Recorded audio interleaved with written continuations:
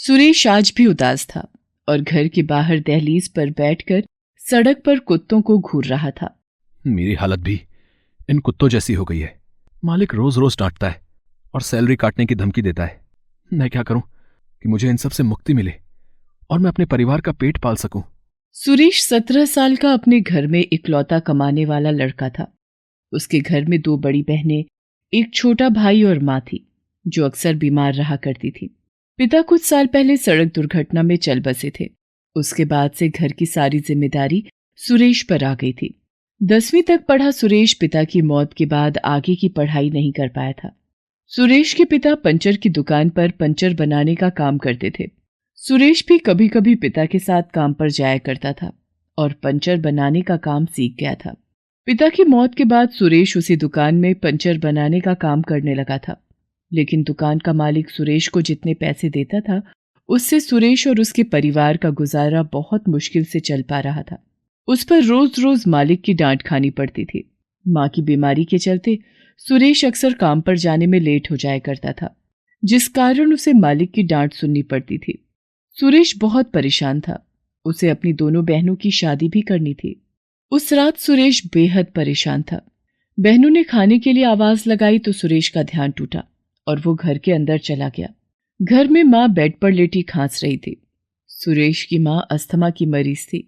पिताजी की मौत के बाद वो बेहद कमजोर हो गई थी और उनकी बीमारी भी बढ़ गई थी। परेशान सुरेश ने किसी तरह खाना खाया और सोने चला गया। वो सोने की कोशिश तो करता, लेकिन परेशान होने के कारण उसकी आंखों से नींद न जाने कहां गायब हो गई थी। अगले दिन वो रोज की तरह काम पर लेट पहुंचा। माँ को डॉक्टर से दिखाना था, जिस वजह से वो लेट हो गया था। सुरेश का मालिक ये देखकर गुस्से में उससे कहता है,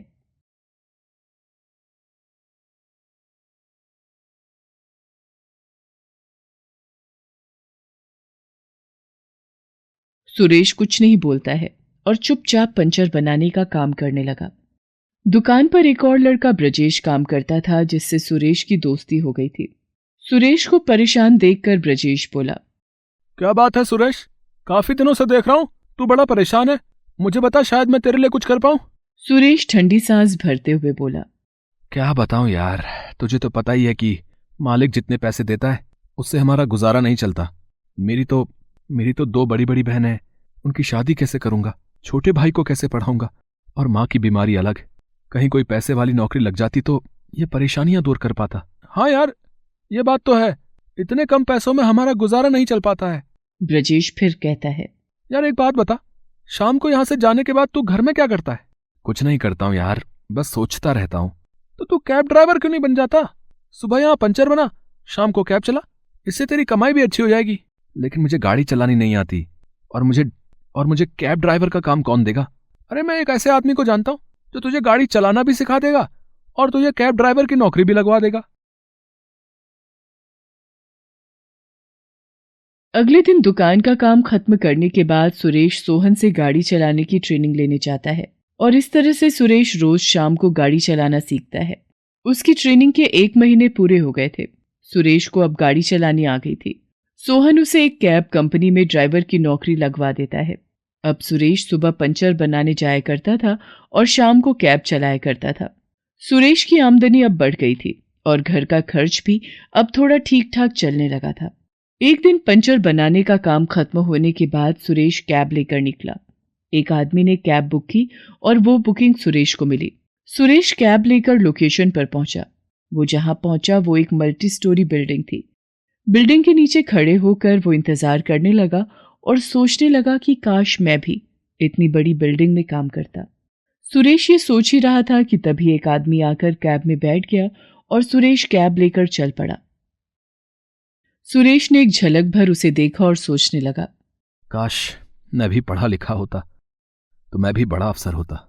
और ये सोचते सोचते उसकी आंखों से आंसू निकल पड़ते हैं। आंसू पोंछते हुए सुरेश सोचता है, क्यों न मैं इनसे बात करूं। साहब, अगर बुरा ना माने तो एक बात पूछूं? हाँ पूछो। साहब, बड़ा आदमी बनने के लिए कितना पढ़ना पड़ता है? मैं भी बड़ा अफसर बनना चाहता हूं। पढ़ना तो पड़ता है और बहुत मेहनत भी करनी पड़ती है। क्या तुम मेहनत करोगे? हाँ हाँ साहब, मैं खूब मेहनत करूंगा। मैं भी बड़ा आदमी बनना चाहता हूं।